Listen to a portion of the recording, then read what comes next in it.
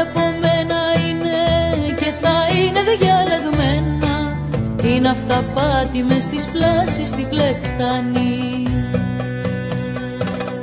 Άρα δε φταίω που σε χώρισα μωρό μου κι άσε με μόνη μέσα στο διπλό καημό μου να ψάχνω λυσασμένα για να βρω μια λύση που θα είναι πάλι ό,τι η μοίρα αποφάσισει. Άρα είμαι εγώ η γυναίκα η μοιραία, η πρώτη μετέπειτα κι όμως η τελευταία, που τη ζωή σου πως και πάντα κανονίζω κι έτσι ανάμειρα και τη δική μου την ορίζω.